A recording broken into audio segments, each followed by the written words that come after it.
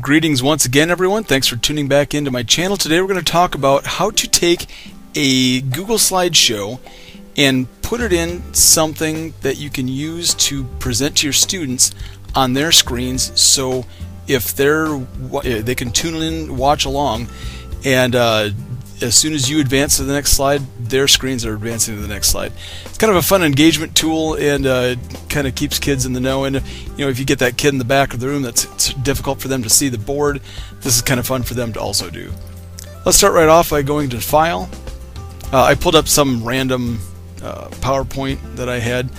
I'm going to download this as a PowerPoint. Alright, it's going to go to my Downloads folder, and then this only works if you are an iCloud user. So if you've got an iPad and if you've got an iCloud account, it's actually free to create an iCloud account. Anyone can do it. You just go to appleid.apple.com. I'll leave a link in the description below. If you click on Keynote, here I've got presentations in here already. I'm going to upload that document that I just downloaded to my computer. I'm going to go into my Downloads folder, and there's Chapter 16. I'm going to open, and it's going to upload to the cloud. I'm going to double click to open, and now they're here. We're going to click on the upper right corner in this wrench, scroll down to Use Keynote Live, and then go to Continue.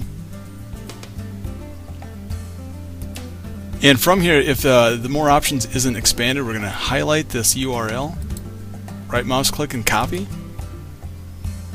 and then you can play now. But what you should do next is go into Google Classroom, post this to your Google Classroom, then your students can simply click on the URL, they open it. If it's not live yet, it'll sit there and wait until you click on Play Now, and then it'll just magically show up on their screens on their Google browser, on their Chrome browser. And that's that. Once you start the slideshow, you can just advance it as you normally would. When you're done, you hit Escape and get out of it, and then you can close the keynote. So here you cycle through and then Escape. We're going to turn off Keynote Live, that way it's not live anymore, and then you're done.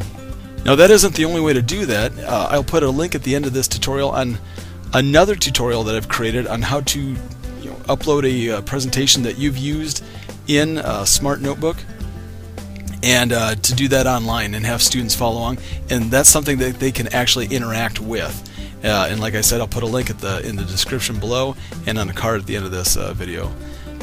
Hey, thanks so much. Hit the thumbs up button if you like this video, and as always, if you like this and all my other content, please subscribe to my channel.